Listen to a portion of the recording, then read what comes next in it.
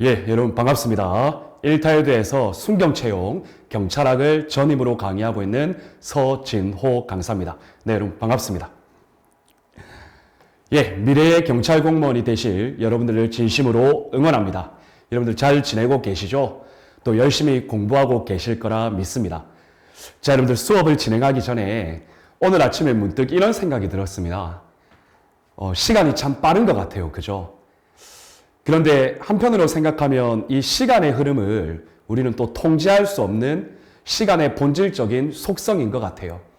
이러한 시간을 통제할 수 없고 또 시간은 계속적으로 흘러가고 그러면서 시험일은 가까이 다가오고 자, 우리 경찰 수험생분들께서 많이 물어보십니다. 어떻게 하면 합격할 수 있냐고. 어떻게 보면 참 원론적인 질문인 것 같아요.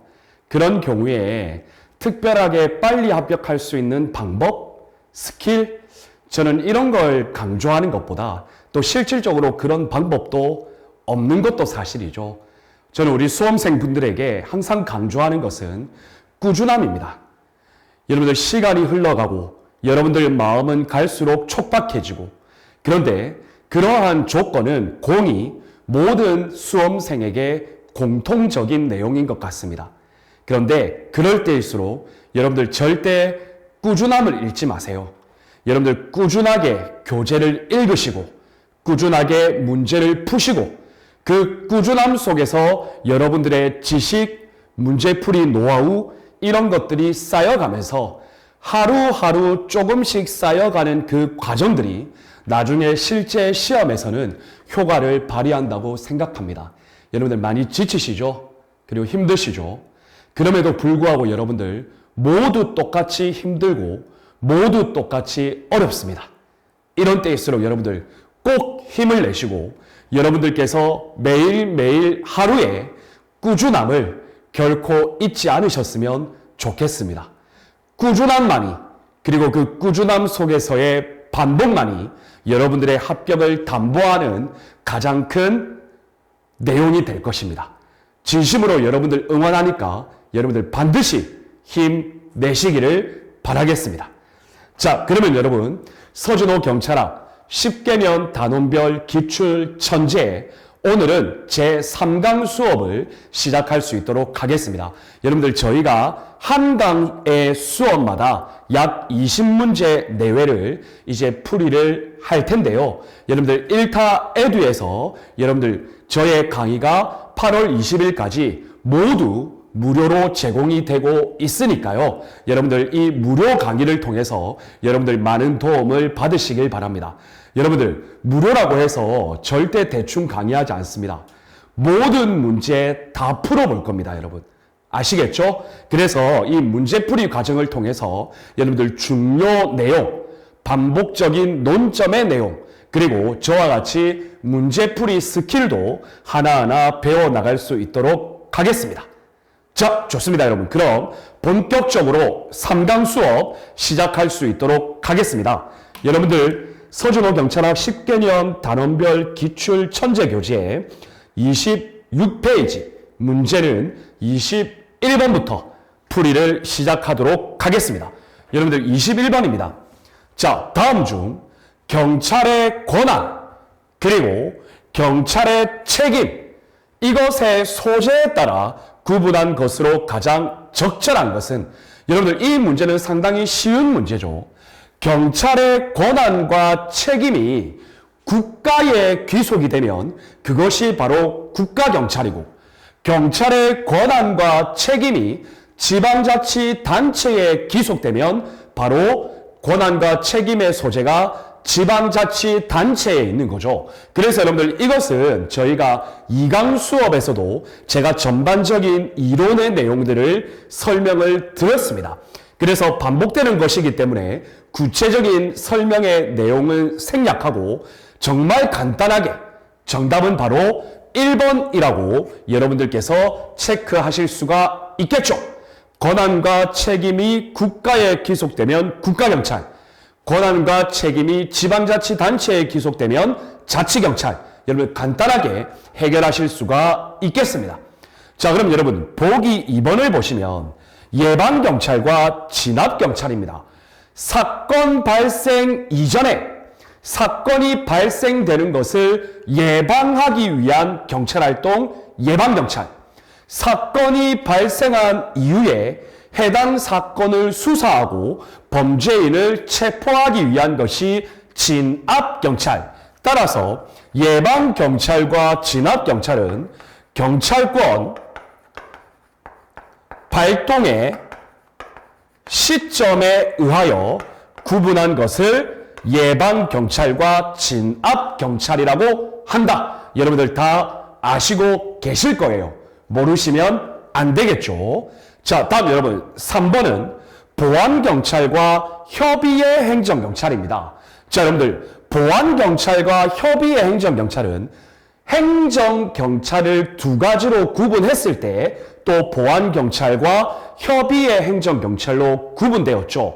여러분들 보안경찰이라고 하면 실정법상 보통 경찰 기관에게만 부여되어 있는 경찰 임무, 그래서 국자법 제3조의 경찰의 임무, 그리고 경직법 제2조의 경찰의 직무범위, 그것을 말한다고 저번 강의에 말씀을 드렸어요.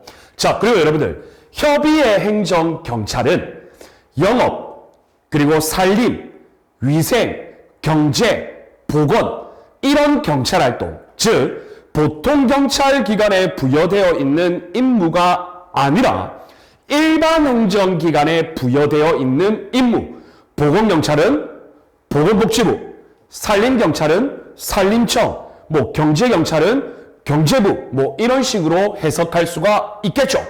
따라서 이러한 보안경찰과 협의의 행정경찰은 업무의 독자성에 의한 분류이고, 그리고 여러분들도 아시겠지만 타행정작용과의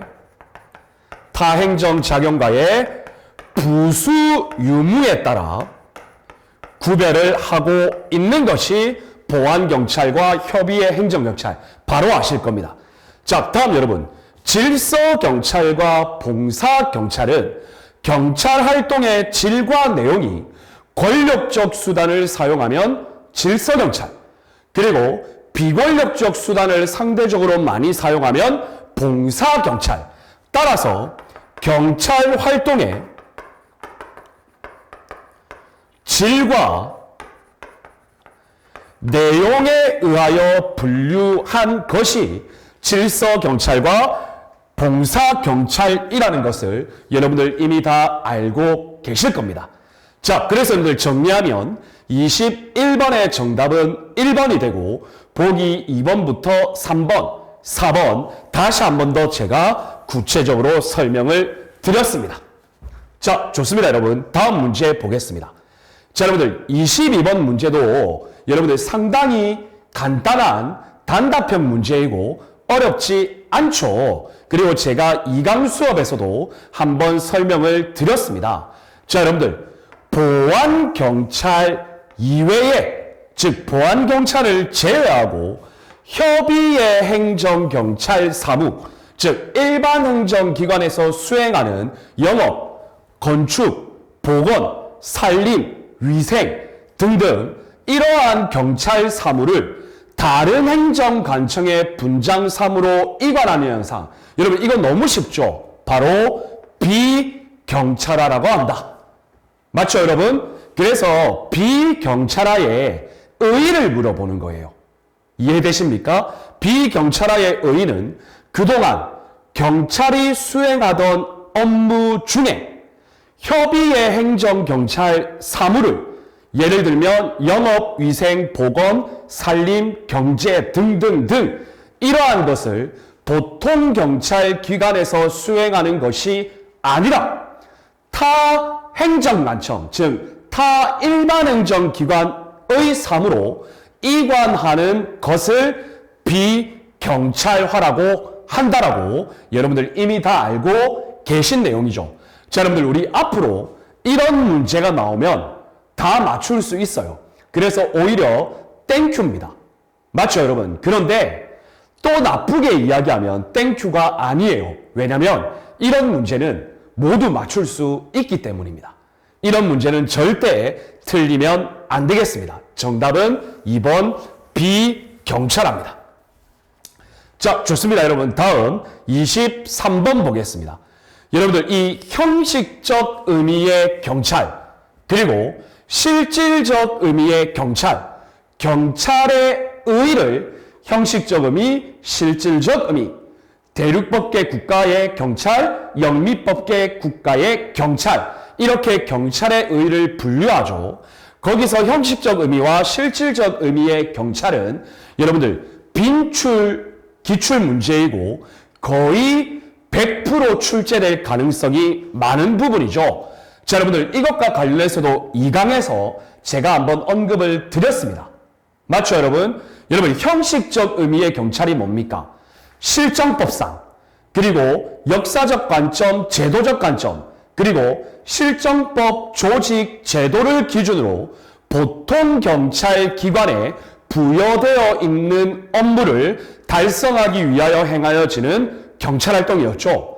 자, 그리고 여러분들, 실질적 의미의 경찰은 학문적으로 발달되어 왔고, 그 학문의 바탕은 독일의 행정법학에서 말하는 일반 통치권적 개념을 전제로 한다라고 그랬죠.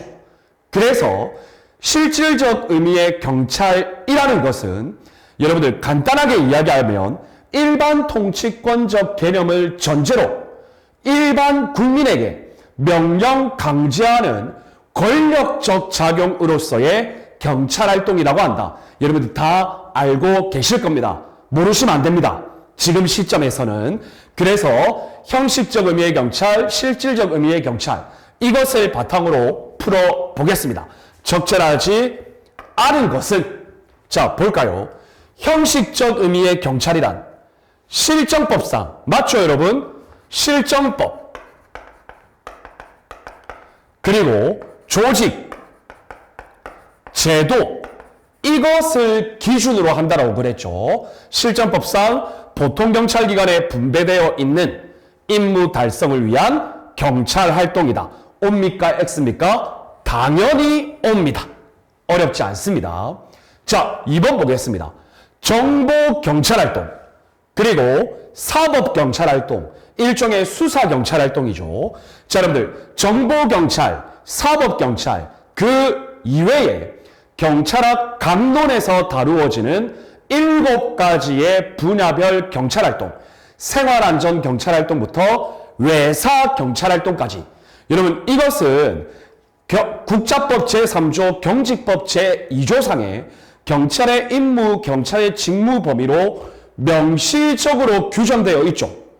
보통 경찰 기관에서 수행하여야 하는 임무의 내용이죠. 따라서 당연히 형식적 의미의 경찰 개념에 해당한다. 여러분, 옵니다. 어렵지 않습니다. 자, 다음 여러분. 실질적 의미의 경찰은 조직을 중심으로 파악된 개념이다.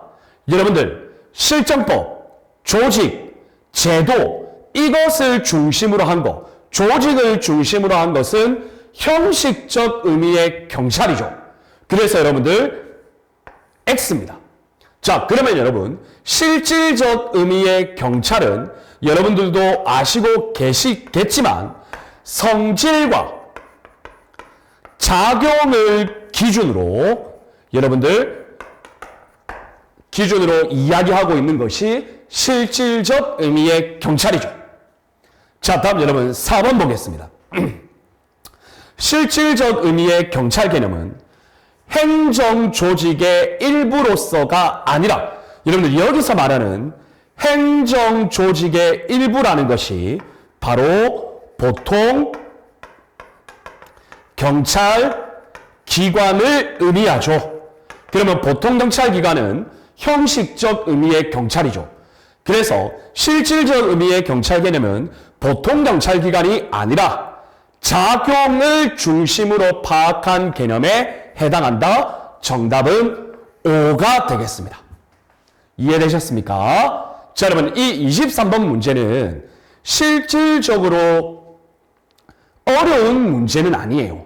그런데 이러한 유형의 문제는 어렵지는 않지만 우리 시험에 거의 100% 출제될 수 있는 중요한 문제이죠. 그래서 여러분들 이 23번은 잘 봐주시길 바랍니다.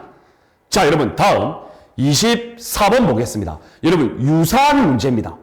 여러분들 기출은 계속적으로 반복됩니다. 반복된다라는 것의 의의는 다음에도 출제될 가능성이 거의 8, 90% 이상이라는 이야기입니다. 그래서 여러분들 반복되는 문제를 좀 지겹더라도 많이 풀어보셔야 됩니다. 그래야 여러분들 머릿속에 각인되고 차후에 유사한 문제가 나와도 어렵지 않게 맞출 수 있을 거예요. 자, 그래서 여러분들 반복되는 유형의 문제니까 풀어봅시다. 다음 설명 중 틀린 것을 찾아봅시다. 자, 기억. 형식적 의미의 경찰은 모두 실질적 의미의 경찰에 포함된다. 여러분들 O입니까? X입니까? O입니까? X입니까? 여러분들 바로 X입니다. 여러분들 형식적 의미와 실질적 의미의 경찰, 이 상관관계를 따져보면 여러분들 이 두 개념은요 서로가 상위 개념 아니에요. 자, 그리고 포함관계 아니에요. 형식적 의미, 실질적 의미가 서로 독립적으로 그 의의를 인정받고 있다. 그래서 상위 개념 아니고 포함관계 아니다. 여러분들 이거 꼭 명심하셔야 됩니다. 자, 다음 여러분 정보경찰의 활동, 정보경찰 활동. 여러분 이것은 실질적 의미의 경찰보다는 형식적 의미의 경찰과 관련이 깊다. 여러분 O입니까? X입니까? O입니까? X입니까? 여러분들 O죠. 여러분 정보경찰 활동은 분야별 경찰 활동의 일부로서 여러분들 보통경찰기관에 부여되어 있는 임무죠. 따라서 형식적 의미의 경찰과 관련이 깊죠. 자, 다음 여러분 디귿 봅시다. 실질적 의미의 경찰 개념은 학문상으로 정립된 개념이며 프랑스의 행정법학에서 유래하였다. 자, 여러분들 실질적 의미의 경찰 개념은 학문적 개념에서 정착된 개념 맞죠? 자, 그런데 반대로 형식적 의미의 경찰은 학문적 개념이 아니라 역사적, 제도적으로 발전해서 형식적 의미의 경찰은 각 나라마다 모두 상이했죠. 자, 다시 돌아와서 실질적 의미의 경찰 개념은 학문상 정립된 개념 맞습니다. 자, 그런데 여러분 프랑스의 행정법학에서 유래했다? 여러분들 이것이 틀렸죠. 여러분들 이 실질적 의미의 경찰 개념은 독일의 행정법학에서 유래했고 그 이론적 바탕의 내용은 바로 독일의 일반행정법학에서 이야기하는 일반 통치권, 즉 국가와 일반 국민과의 관계를 설정한 일반 통치권을 전제로 이야기하고 있는 개념입니다. 자, 그러면 여러분 일반 통치권의 반대말이 특별 통치권이죠. 그러면 특별 통치권은 뭐냐? 국가와 공무원 간의 관계예요. 일반 국민이 아니라. 그래서 국가와 공무원 간의 내부 질서 관계를 규율한 것이 특별 통치권적 개념이죠. 자, 그래서 여러분들 돌아와서 디귿은 X가 되겠습니다. 자, 다음 여러분 리을 봅시다. 형식적 의미의 경찰 개념은 각 나라마다 차이가 있을 수 있다. 여러분 O입니까? X입니까? 정답은 O입니다. 형식적 의미의 경찰이요. 여러분들 왜 나라마다 다르냐면 그 의 개념에서 찾을 수 있어요. 바로 형식적 의미의 경찰은요. 역사적, 제도적으로 발전해 왔기 때문에 각 나라마다 역사와 제도는 다 다르죠. 따라서 나라마다 차이가 있을 수밖에 없겠죠. 맞죠, 여러분? 그래서 리을은 오가 되겠습니다. 그래서 틀린 것을 찾으면 바로 기읍 그리고 디귿 이렇게 해서 총 틀린 것은 2개가 되겠습니다. 여러분 이 문제도 형식적, 실질적 2가지 경찰 개념을 잘 구분하고 있으면 어려운 문제는 아니지만 상대적으로 빈출되는 중요한 문제다. 자, 좋습니다. 다음 25번 보겠습니다. 여러분 유사한 문제입니다. 적절하지 않은 것은 자 볼까요 여러분? 실질적 의미의 경찰은 사회 공공의 안녕, 질서 유지 이것을 위하여 일반 국민에게 명령, 강제하는 권력적 작용이라고 제가 말씀을 드렸죠. 자, 이러한 공공의 안녕, 질서 유지와 같은 소극적 목적을 위한 작용이다. 여러분 옵니까 있습니까? 당연히 옵니다. 여러분 실질적 의미의 경찰은요.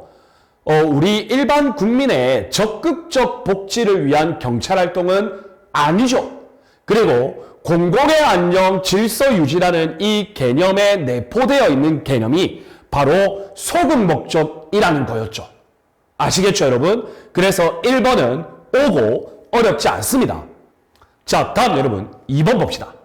실질적 의미의 경찰은 특별 통치권에 근거하여 여러분 바로 틀렸죠. 실질적 의미의 경찰은 독일의 행정법학에서 이야기하는 일반 통치권에 근거했죠. 따라서 여러분 2번은 X입니다. 그런데 그 이하의 설명은 맞아요. 일반 국민에게 명령 강제하는 권력적 작용이고 독일의 행정법학에서 정립된 학문상 개념이다. 여기까지 다 맞아요. 그런데 특별 통치권이 틀렸죠. 그래서 여러분들 정답은 2번이 되겠습니다. 좋습니다. 여러분 3번 봅시다. 형식적 의미의 경찰. 실정법 기준. 맞죠 여러분? 실정법, 조직, 제도 기준. 자, 그리고 보통 경찰 기관에 분배된 사무. 맞죠 여러분? 자, 그리고 역사적, 제도적으로 발전해 왔기 때문에 나라마다 차이가 있을 수 있다. 옵니까? X입니까? 당연히 옵니다. 자, 여러분 다음 4번 보겠습니다. 자, 여러분 이 4번 보기 지문은 정말 좋은 지문이죠. 여러분들 이 지문 자체는 여러분들 머릿속에 꼭 넣어 두셔야 됩니다. 형식적 의미의 경찰이 언제나 실질적 의미의 경찰이 되는 것 아니고 또한 반대로 실질적 의미의 경찰이 모두 형식적 의미의 경찰이 되는 것도 아니다. 여러분 옵니까 있습니까? 당연히 여러분 옵니다. 제가 앞설에서도 말씀을 드렸죠. 상위관계 아니고 자, 그리고 서로 포함 관계도 아니다. 그래서 여러분들 이 문장은 여러분들 머릿속에 통째로 넣어 놓으세요. 형식적 의미의 경찰이 언제나 실질적 의미의 경찰 되는 거 아니다. 그리고 반대로 실질적 의미의 경찰이 또한 언제나 형식적 의미의 경찰이 되는 것도 아니다. 자, 여러분들 따라서 정답은 2번이 되겠습니다. 자, 여러분들 어렵지는 않습니다. 자, 다음 봅시다. 똑같은 문제죠. 자, 여러분들 적절하지 않은 것은 자, 실질적 의미의 경찰, 독일의 행정법학, 학문상 개념 여러분 5조. 이제 여러분들 이런 문제는 절대 안 틀리실 거예요. 왜? 반복하고 있으니까. 자, 그럼 2번 형식적 의미의 경찰, 실정법상 맞죠 여러분? 보통 경찰기관에 분배되어 있는 임무 여러분 당연히 옵니다. 자, 그런데 여러분 중요한 건 제가 문제를 푸는 중간중간마다 영어를 해석하는 것처럼 끊어서 읽고 있죠. 여러분들 이게 문제풀이 스킬에 있어서 가장 정석이고 좋은 방법이에요. 특히 경찰하군요.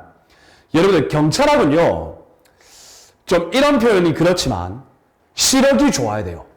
경찰학은. 왜냐면요, 쭉 옳은 설명했다가 마지막에 옳지 않은 설명하고 있어. 그래서 여러분들 끝까지 다 읽어야 되고 중간중간 중요 개념마다 끊어 읽기를 잘 해주셔야 돼요. 그래서 여러분들 이 제 교재 여러분들 이거 푸실 때 끊어 읽기 하세요. 그런데 나중에 여러분들 이 기출문제집 회독을 많이 해야 되잖아요. 그래서 1회독, 2회독 하실 때는 샤프 또는 연필로 연하게 끄시면서 하세요. 아시겠죠, 여러분? 왜? 나중에 회독할 때 또 지우고 해야 되니까. 자, 그럼 다시 돌아와서 보기 3번 봅시다.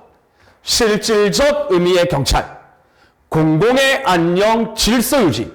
여러분들 이 공공의 안녕 질서 유지에 일반 국민에게 명령, 강제하는 권력적 작용이 내포되어 있다고 했죠. 자, 이러한 것과 같은 속은 목적. 여러분, 옵니까? 있습니까? 정답은 옵니다. 자, 다음 여러분 4번 봅시다. 형식적 의미의 경찰은 모두 실질적 의미의 경찰에 포함된다. 여러분들 이 두 가지의 구분 개념은 서로 상위 개념 아니고 포함 관계 아니라고 했죠. 따라서 X입니다. 자, 여러분 적절하지 않은 것은 4번이 되겠습니다. 자, 좋습니다, 여러분. 다음 문제 보겠습니다. 자, 27번입니다. 자, 여러분들 대륙법계 경찰 개념.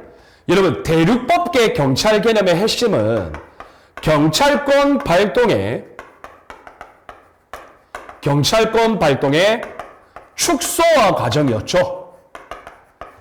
자, 그래서 아마 이 문제는 역사적 변천 과정을 당연히 물어보고 있는 문제입니다.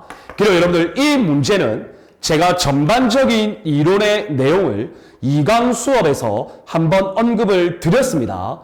아시겠죠, 여러분? 자, 그리고 여러분들 반대로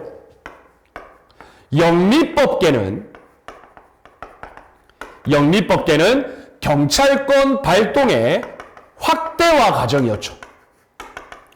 치안 서비스 등을 확대한다. 이런 내용이었죠. 자, 그러면 여러분 문제를 하나 봅시다. 자, 1번 17세기 경찰 국가시대. 자, 여러분들 17세기 경찰 국가시대, 여러분들 그 이전부터 경찰권 발동의 축소화 과정을 경험하고 있었을 거잖아요. 그런데 17세기 경찰 국가에 들어와서는 대표적인 특징 한 번만 더 정리합시다. 1번, 자, 경찰과 경찰의 분화 현상이 나타나기 시작했죠. 그러면 무엇으로부터 분화되었냐? 국방, 외교, 산업, 그리고 재정, 이러한 것들로부터 분화되기 시작하였다. 자, 그러면 이러한 분화 현상을 통하여 경찰권의 발동 범위는 어디에 국한되었냐? 바로 내무행정에만 국한되었다. 대표적인 특징이죠. 자, 다음 세 번째. 그럼에도 불구하고 17세기 경찰 국가 시대의 경찰권 발동과 관련된 비판은 조금씩 경찰권 발동 범위가 축소되고는 있지만 그럼에도 불구하고 적극적 복지 경찰을 인정하고 있다라는 비판을 받고 있죠. 아직까지는, 즉 반대로 소극 목적에 국한된 것은 아니라는 이야기죠. 이해되셨나요, 여러분? 이것이 바로 17세기 경찰 국가 시대입니다. 자, 그러면 계속 이어서 볼까요? 국가 자동의 분화 현상, 맞죠? 그래서 경찰 개념이 군사, 국방이죠. 재정, 사법, 외교를 제외한 내무행정 전반을 의미하였다. 자, 여러분들 제가 다 말씀드렸죠? O입니까? X입니까? 정답은 O입니다. 자, 다음 여러분 2번 봅시다. 1795년 여러분들 대륙법계 국가의 역사적 변천 과정은 자 18세기에 이르러서 즉 법치주의 국가 시대에 직면하죠. 여러분들 이 법치주의 국가 시대에서는 경찰권의 발동 범위가 법률 또는 판결에 명문화되기 시작하죠. 맞죠 여러분? 그래서 1794년 프로이센 일반난트법부터 시작해서 마지막에 프로이센 경찰행정법에 이르는 5단계 여러분들 그 표 기억나시죠? 맞죠 여러분? 프로이센 일반난트법 그 다음에 프랑스의 재화형벌법전 그 다음에 여러분 크로이츠베르크 판결 그 다음에 프랑스의 지방자치법전 그리고 마지막으로 독일의 프로이센 경찰행정법 여러분 이거 기억나실 겁니다. 여러분들 그거 제가 일일이 또 다 설명하면 여러분들 많은 시간이 소요되니까 이 내용은 제가 2강에서 한번 구체적으로 다루었습니다. 자, 그러면 다시 문제로 돌아옵시다. 여러분 1795년입니다. 법치주의 국가 시대죠. 자, 그러면 바로 1795년이면 프랑스의 재화형벌법전을 물어보겠죠. 자, 여러분 프랑스의 재화형벌법전 제16조에 공공의 질서 유지, 개인의 자유와 재산의 안전 유지 이러한 것을 수행하는 기관이 경찰이다. 맞죠 여러분? 그래서 O입니까 X입니까? O입니다. 맞죠? 좋습니다. 자, 그리고 여러분들 1795년 프랑스의 재화형벌법전에 가장 큰 역사적 의의는 뭐였나요? 여러분 아시고 계셔야 됩니다. 바로 행정경찰과 사법경찰을 최초로 구분한 것이 바로 프랑스의 재화형벌법전이었죠. 여기에 역사적 의의가 있다. 자, 다음 여러분 3번 봅시다. 범죄 예방과 검거 등 보안경찰 이외에 산업경찰, 건축경찰, 영업경찰, 풍속경찰 이러한 것들을 다른 행정관청의 분장사무로 이관하는 현상을 비경찰화라고 한다. 자, 여러분 봅시다. O입니까? X입니까? 자, 여러분들 일견 보기에는 O 같죠? 자, 보통 경찰이 수행하던 업무 중에 협의의 행정경찰적 사무를 다른 행정관청으로 이관시키는 거 비경찰화. 여러분 맞죠? 그래서 O죠. 그런데 여러분 O가 아니죠. 여러분들 왜 O가 아니냐면 이 지문이 틀렸냐면 바로 이 풍속경찰 때문입니다. 그래서 여러분들 시력이 좋아야 돼요. 그래서 잘 읽으셔야 돼요. 여러분들 제가 뭐 당연히 이론 강의를 해놓은 건 있는데 자, 여러분들 이 풍속경찰은요 바로 보안경찰 임무예요. 즉 뭐냐면 실정법상 보통경찰기관에 부여되어 있는 임무예요. 그래서 여러분들 이 풍속경찰은 협의의 행정경찰적 사무가 아니라 보안경찰 사무예요. 실정법상 보통경찰기관에 부여되어 있는 임무죠. 그래서 여러분들 대표적으로 풍속영업의 규제에 관한 법률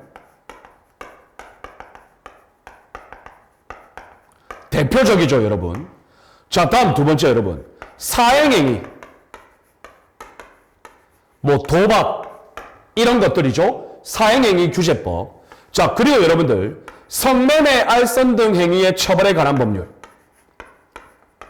성매매, 알선 등 행위. 자, 여러분들 이런 것들도 전부 다 풍속경찰이죠. 따라서 여러분들 풍속경찰은 비경찰화의 대상에 포함되지 않습니다. 따라서 적절하지 않은 것은 3번입니다. 여러분들 이 27번 문제는 좋은 문제죠. 자, 다음 여러분, 대륙법계 경찰의 업무 범위는 첫 번째, 국정 전반, 즉 이것은 고대시대, 자, 그리고 중세시대에까지 이어지죠. 자, 그런데 여기서 중요한 건 여러분들, 중세시대에는 한 가지 예외는 있죠. 바로 16세기 독일의 제국경찰법에서는 교회 행정은 제외했죠. 맞죠, 여러분? 자, 다음 여러분, 내무행정에만 국한된 게 바로 경찰국가시대죠. 맞죠? 자, 다음 여러분, 위험 방지로 조금씩 국한되기 시작한 게 바로 법치주의 국가시대죠. 자, 그리고 여러분들, 협의의 행정경찰적 사무 다 빼고 순수한 실정법상 보통경찰기관에 부여된 바로 보안경찰, 바로 현재죠. 그래서 대륙법계 경찰의 업무 범위는 국정 전반, 내무행정, 소극적 위험 방지, 보안경찰 순으로 차차 변화되기 시작하였다. 정답은 O입니다. 이해되셨습니까? 자, 여러분들 이 27번 문제요. 정말 좋은 문제예요. 여러분들 앞으로 이런 문제가 공부를 한 사람은 맞출 수 있고 공부가 조금 설익으신 분들은 헷갈릴 수 있는, 즉 변별력이 있고 종합적 사고를 물어보는 아주 좋은 문제의 유형이다. 자, 그리고 여러분들 앞으로 이렇게 출제될 가능성이 많죠. 그래서 27번 정말 좋은 문제입니다. 자, 좋습니다. 다음 28번 보겠습니다. 자, 여러분 이것도 우리가 앞에서 다 다루었습니다. 경찰의 분류. 자, 여러분 적절한 것. 자, 삼권 분립 사상에 기초하여, 그러면 행정경찰하고 사법경찰이겠죠. 분류할 때 여러분들 행정경찰이 뭐였습니까? 일반 국민에게 명령 강제하는 권력적 작용이었죠. 일반 국민에게 명령 강제하는 권력적 작용이니까 실질적 의미의 경찰 개념과 동일하죠. 맞죠, 여러분? 자, 다음 사법경찰은 범죄를 수사하고 범인을 체포하는 활동이었죠. 그것은 일반 보통 경찰기관에 부여되어 있는 임무니까 형식적 의미의 경찰에 해당하죠. 그래서 여러분들 기억은 바로 O가 되겠습니다. 이해되셨나요? 자, 좋습니다. 니은 봅시다. 경찰활동의 질과 내용을 기준으로 한다. 자, 여러분들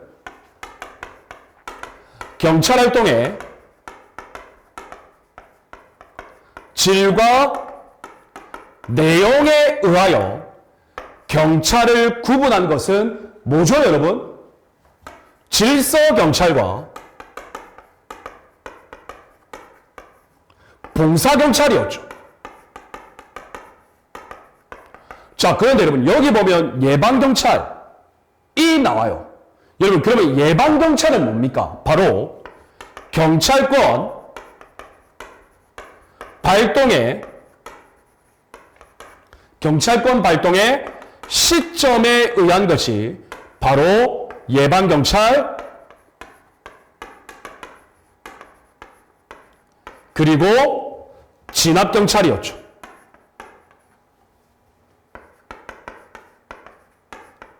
따라서 여러분들 니은은 바로 X입니다. 맞죠, 여러분? 자, 좋습니다. 디귿 봅시다.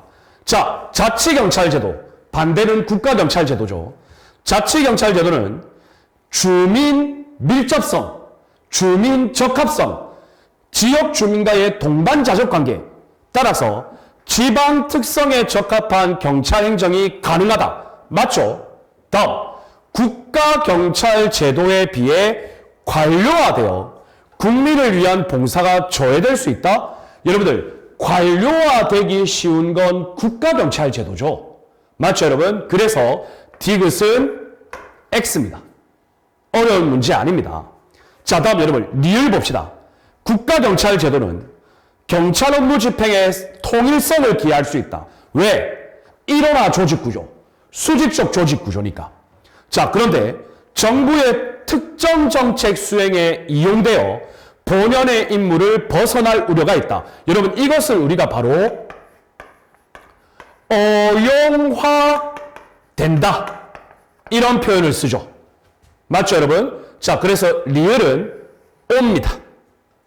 따라서 적절한 것을 모두 고르면 기역과 리을, 정답은 2번이 되겠습니다. 자, 여러분들 이 문제도 좀 긴 지문이지만 상대적으로 어려운 문제는 아니다. 그러나 좋은 문제죠. 자, 좋습니다. 여러분 다음 보겠습니다. 29번 경찰 개념의 형성, 역사적 변천 과정. 자, 여러분 볼까요? 우리 이미 다 다룬 내용입니다. 16세기 독일 제국경찰법. 여러분들 독일 제국경찰법이 나오면 무조건 교회 행정을 제외한 국정 전반을 의미했죠. 자, 그럼 여기 보세요. 교회 행정을 포함한, 여러분 틀렸죠? 교회 행정을 제외한 거죠. 그래서 1번은 X입니다. 자, 다음 여러분 17세기 대륙법계 국가, 무슨 국가? 경찰국가 시대죠. 분화현상이 일어났죠. 내무행정에 국한됐죠. 그럼에도 불구하고 적극적 복지경찰을 인정하는 비판을 받고 있죠. 국가자동의 분화현상. 따라서 경찰이 소극적인 위험 방지 분야에 한정되었다? 옵니까? X입니까? X죠.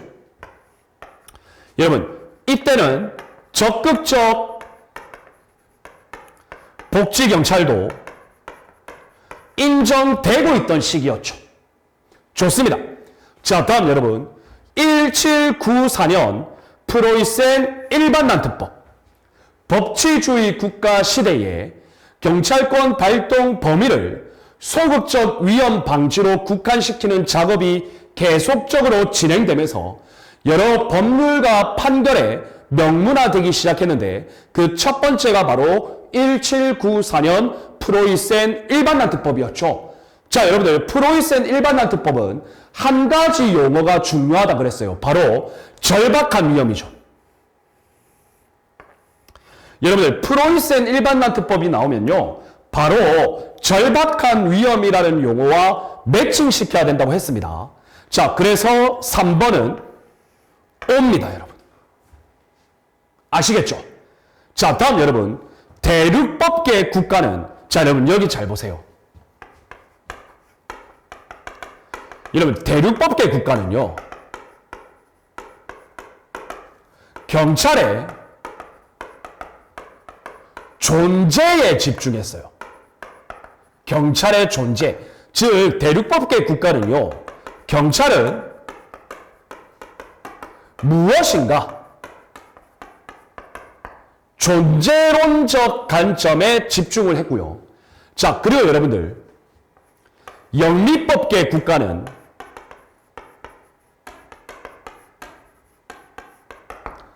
경찰의, 자, 존재가 아니라 활동에 중점을 두었죠. 활동에 집중. 자, 그래서 여러분들 경찰은 무엇인가가 아니라 경찰은 활동, 즉 무엇을 하는가, 여기에 집중하고 있었습니다. 따라서 여러분들 보기 4번은 바로 X가 되겠습니다. 이해되셨습니까? 자, 여러분 이 문제는 대륙법계, 영미법계, 경찰 개념 구분만 잘하면 또 어렵지 않죠. 그런데 다행히 종합적인 사고를 물어보는 거라 상당히 좋은 문제 유형에 해당합니다. 따라서 적절한 것은 정답 3번이 되겠습니다. 이해되셨나요? 자, 그런데 여러분 문제 29번에 해설을 보시면 보기 2번에 X라고 해서 해설되어 있죠. 그런데 네 번째 줄에 보시면 18세기 말에서인데 제 교재에 18세가 말에서라고 되어 있죠. 그래서 여러분들 조금 사소한 오타가 발견이 되었습니다. 여러분 그 18세가를 18세기로 고쳐주시면 되겠습니다. 저의 서준호 경찰학 네이버 카페에도 여러분들 정오 그리고 추록 여러분들 신속하게 올려드릴 겁니다. 언제까지? 4월 안으로 모두 정리해서 올려드릴 거고요. 지금 그리고 거의 다 정리되어 있습니다. 자, 그리고 수업 중간중간에도 제가 말씀을 드릴 거예요. 자, 좋습니다. 다음 30번 보겠습니다. 적절하지 않은 거. 여러분 이거 쉽죠? 형식적 의미의 경찰. 실정법상 보통경찰기관에 부여되어 있는 임무. 나라마다 차이가 다르다. 5조. 여러분 빨리 풀게요. 이 문제는 계속 나오니까. 자, 여러분 실질적 의미의 경찰이 적극적 목적을 위한 작용이다. 여러분 틀렸죠? 실질적 의미의 경찰은 소극적 목적을 위한 작용이었죠. 따라서 여러분들 정답은 2번이 되겠습니다. 자, 그리고 여러분들 보기 3번과 4번은 이미 여러분들 앞에서 또 언급되었기 때문에 이 30번 문제는 간단하게 이렇게 살펴보고 넘어갈 수 있도록 하겠습니다. 자, 좋습니다. 여러분 다음 보겠습니다. 31번인데요. 여러분들 크로이츠베르크 판결. 여러분 이거 다 아시죠? 1882년 독일의 고등행정법원이 판시한 바로 크로이츠베르크 판결입니다. 자, 여러분 기억 볼까요? 1882년 독일 프로이센 고등행정법원이 판시하였다. 여러분 옵니까 X입니까? 옵니다. 여러분들 그리고 이 판결의 내용은 제가 별도로 언급 안 드릴게요. 크로이츠베르크 언덕 위에 있는 승전 기념비, 그거와 관련된 조망권, 심리적 이유로 베를린 경찰청장이 제안했죠. 건축법. 맞죠, 여러분? 자, 이거 내용은 다 알고 계실 거예요. 자, 다음 여러분 니은 봅시다. 여러분 니은을 읽어보면 구경 담배 공장이 나와요. 여러분 이거 일단 X입니다. 여러분들 나중에 또 배우시겠지만 이 니은의 판결은 소위 말해서 블랑코 판결이라고 해요. 이 내용이 뭐냐면요. 구경 담배 공장 운전차에 사고를 당했어요. 누가? 블랑코라는 소년이. 아시겠나요? 자, 그런데 여러분 이것과 관련해서 블랑코 판결의 의의는요. 국가배상 청구권을 인정한 효시의 판결입니다. 자, 일단 여러분들 이 블랑코 판결 역사적 의의만 머릿속에 넣어두시면 되겠습니다. 나중에 또 나옵니다. 자, 그리고 여러분들 제 교재에 보면 참고해서 여러분들 다 이야기를 하고 있죠. 자, 다음 여러분 디귿 봅시다. 경찰권 발동의 조리상 한계. 자, 여러분들 크로이츠베르크 판결은요. 경찰권 발동의 조리상 한계와 관련해서 경찰이 심리적 이유라는 사유로 적극적 복지 경찰을 하면 안 된다. 반대로 해석하면 소극적 경찰 활동에 국한해야 된다. 그래서 경찰의 소극 목적 원칙에 기여했죠. 그래서 여러분들 디귿은 O입니까? X입니까? 여러분 O죠. 이해되셨나요? 좋습니다. 리을 봅시다. 독일에서 경찰 개입 청구권 이것을 인정한 판결에 효시로 평가된다. 여러분 X입니다. 자, 여러분들 이 판결이 뭐냐면 바로 띠토 판결입니다. 띠토 판결. 여러분들 이 띠토 판결의 내용은 여러분들 교재 32페이지에 보시면 제가 참고로 띠토 판결 내용 설명해 놓았죠. 자, 그런데 여러분들 마지막 넷째 줄에 보시면 모두 채택하고 있는 점에서예요. 그런데 제 교재에는 모두 채택하고 있는 범에서라고 돼 있죠. 그래서 여러분 비읍이 지읒으로 바뀌어야 되는데 좀 사소한 오타가 있었습니다. 여러분 그런데 의미를 해석하는 거에는 어렵지 않으니까 여러분 좀 이해를 해주시면 되겠습니다. 고쳐주세요. 자, 여러분들 이 띠토 판결 참고 읽어봐 주시고요. 이 띠토 판결의 역사적 의의는요, 바로 경찰 개입 청구권을 최초로 인정한 판례입니다. 이해되십니까, 여러분? 자, 이게 뭐냐면 석탄 제조 업체가 특정 지역에 설치됐어요. 그런데 그 석탄을 자르는 띠톱에서 먼지, 소음 이런 게 많으니까 인근 지역 주민들이 경찰 좀 개입 좀 해달라. 저 소음, 먼지 차단해야 되는 거 아니냐. 이것을 청구했거든요. 예, 그래서 인정한 거예요. 그래서 경찰 개입 청구권을 최초로 인정한 거죠. 여러분 이해가 되시죠? 이해되시죠? 좋습니다. 자, 그래서 여러분들 교재에 참고해서 제가 여러분들 아주 구체적으로 설명을 해놓았으니까 한번 읽어봐 주시면 될 것 같아요. 좋습니다, 여러분. 다음 보겠습니다. 32번입니다. 자, 여러분 경찰 개념. 자, 형식, 실질, 설명으로 적절한 거. 여러분 또 반복되죠? 봅시다. 실질적 의미의 경찰 개념. 실정법상 보통경찰기관에 분배된 거. 여러분 O입니까 X입니까? X죠. 여러분 이거는 보기의 내용은 형식적 의미의 경찰 개념을 이야기하고 있죠. 좋아요. 자, 여러분 2번 봅시다. 형식적 의미의 경찰 개념은 작용을 중심 O입니까 X입니까? X죠. 여러분 형식적 의미의 경찰 개념은 실정법, 조직, 제도를 기준으로 하고 있죠. 맞죠, 여러분? 좋아요. 다음 3번 봅시다. 형식적 의미의 경찰 개념은 일반 통치권에 근거하고 있다. 여러분 O입니까 X입니까? 당연히 X죠. 여러분 이것은 실질적 의미의 경찰 개념이죠. 자, 다음 여러분 4번 봅시다. 실질적 의미의 경찰 개념은 독일의 행정법학, 맞죠 여러분? 학문상 개념이다. 우리가 앞에서 수도 없이 다룬 문제입니다. 이제 이런 문제들은 절대 틀리지 않을 것입니다. 좋습니다, 여러분. 그래서 32번의 정답은 4번이 되겠습니다. 자, 좋아요, 여러분.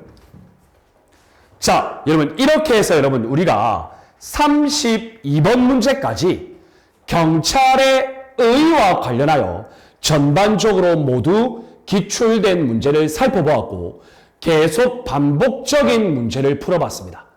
자, 여러분들 이제 자신감이 생기시죠? 생기시죠, 여러분? 그러면 이제 다음부터는 이런 문제는 우리 절대 틀리지 말도록 합시다. 여러분 반복합시다. 반복만이 여러분들의 고득점을 확보하는 담보 장치가 될 것입니다. 자, 그러면 여러분 다음 보겠습니다. 33번입니다. 자, 여러분들 경찰의 기본 이념 배우셨죠? 맞죠, 여러분? 자, 그럼 보면 이 경찰의 기본 이념에서는 실질적으로 시험 문제는 그동안 거의 전무하다시피 출제되지는 않았습니다. 자, 그런데 한번 이론적인 내용을 살펴보면 여러분 경찰의 기본 이념 첫 번째 바로 민주성이죠. 다른 말로 민주주의라고 한다. 자, 다음 여러분 두 번째 합법성이 있죠. 우리는 이것을 다른 말로 법치주의라고 한다. 맞죠, 여러분? 자, 다음 여러분 세 번째 인권 존중주의가 있죠. 그래서 헌법상 규정도 있고 우리 국자법에도 그리고 경칙법에도 모두 인권 존중 관련해서 언급이 일부 되어 있죠. 자, 다음 여러분 네 번째가 바로 경찰의 정치적 중립성이죠. 맞죠, 여러분? 자, 다음 여러분 다섯 번째가 바로 민간기관의 효율성 개념, 그리고 일반 민간기관의 고객 지향성 개념을 도입한 바로 경영주의라는 것이 있죠. 그래서 효율성 플러스 고객 지향성. 자, 여러분들 이것이 바로 경찰의 기본 이념입니다. 자, 그러면 여러분 1번 문제 한번 볼까요? 자, 경찰의 중앙과 지방 간의 권한 분배, 즉 권한이 어떤 특정 조직이나 기관에 독점되는 것이 아니라 분산시키는 거예요. 바로 민주성 담보장치죠. 자, 다음 여러분 경찰 행정정보의 공개. 정보라는 것을 자 여러분 국가기관이 독점해서 국가만 알고 있는 것이 아니라 모든 국민에게 공개하는 것. 여러분 그래서 우리가 정보 공개에 관한 법률에 따르면 모든 국민은 정보 공개를 청구할 권리를 가지죠. 이러한 정보 공개를 통해서 우리 일반 국민이 국가가 추진하는 여러 가지 정책, 제도 이런 것들을 알 수 있겠죠. 즉 국민 중심적 제도적 장치죠. 따라서 이것도 민주화 방안이죠. 자, 그런데 여러분 성과급 제도 보세요. 여러분 성과급 제도는요 민주성하고는 관련이 없어요. 오히려 성과급 제도는 경영주의의 제도적 장치죠. 따라서 여러분들 1번은 바로 X가 되겠습니다. 여러분 조금 논리적 사고를 요하는 문제입니다. 자, 다음 여러분 2번 봅시다. 인권 존중주의. 여러분 인권 존중주의는 헌법에도 있고 국자법에도 있다 그랬죠. 그런데 여기 보세요. 국가경찰과 자치경찰의 조직 및 운영에 관한 법률, 즉 국자법에는 언급이 없다? 아닙니다. 언급 있습니다. 여러분 국자법 제5조에 보면 경찰이 일반 국민에 대한 인권 보호적 관점에서 임무를 수행하여야 한다라는 규정이 있습니다. 자, 다음 여러분 3번 봅시다. 국가경찰위원회 제도. 자, 여러분들 1월에서 다 배웠을 겁니다. 의결기관이죠. 의결기관. 소속은 행정안전부 장관 소속으로 두고 있죠. 따라서 경찰의 내부 조직은 아닙니다. 외부에서 통제하는 조직입니다. 그래서 민주화 방안이긴 하지만 대외적 민주화 방안입니다. 자, 다음 여러분 국민감사 청구제도. 자, 여러분 이 국민감사 청구제도는 제가 여러분들 한번 언급을 드려야 될 것 같아요. 국민감사 청구제도. 자, 여러분 국민감사 청구제도의 핵심은 일반 국민이 감사원에 감사를 해달라고 청구하는 거예요. 그래서 여러분들 그 첫 번째로 대상은 공공기관. 여러분 그 구성원도 포함입니다. 공공기관의 비위행위, 쉽게 말하면 부패행위죠. 이것을 대상으로 감사원에 감사를 청구하고, 두 번째는 여러분 뭐냐면요, 청구권자예요. 자, 여러분 이 청구권자는 19세 이상의 국민입니다. 아시겠죠? 자, 다음 여러분 세 번째는요, 청구 요건입니다. 19세 이상 국민 한 사람이 청구할 수 있는 게 아니고요. 300인 이상의 연서, 공통된 의견을 모아서 서명한 연서, 이것이 필요합니다. 이것이 바로 국민감사 청구 제도죠. 자, 그런데 여러분, 2022년 7월 5일부로 이 청구권자 요건이 변경됩니다. 어떻게? 18세 이상의 국민으로요. 이거 여러분들 꼭 기억해 주세요. 2022년 7월 5일부로 국민감사 청구 제도에 대한 감사 청구권 연령이 조정된다. 19세 이상에서 18세 이상으로. 나머지 내용은 동일합니다. 자, 이러한 국민감사 청구 제도도 감사원에서 감사를 하는 것이기 때문에 대외적인 수단이고 또 대외적인 민주화 방안입니다. 좋습니다. 자, 다음 경찰 책임의 확보. 뭐 다양한 게 있겠죠. 자, 보시면 이러한 것들은 대내적 민주화 방안이다. 여러분, O입니까? X입니까? 정답은 X입니다. 대내적 민주화 방안이 아니고요. 대내적이라는 것은 경찰 조직 내부에서 통제하는 거죠. 그런데 국가경찰위원회, 감사원 이런 것들은 대외적 민주화 방안에 해당합니다. 따라서 X입니다. 자, 다음 여러분 4번을 보시면 이 4번의 내용은요. 헌법 제37조 제2항의 국민에 대한 기본권 제한의 원칙 그리고 기본권 제한의 한계 규정이에요. 그래서 여러분들 이것은 O가 되겠습니다. 그래서 여러분들 정답 33번은 4번이 되겠죠. 이해되셨나요, 여러분? 자, 어렵지는 않습니다. 자, 좋아요, 여러분.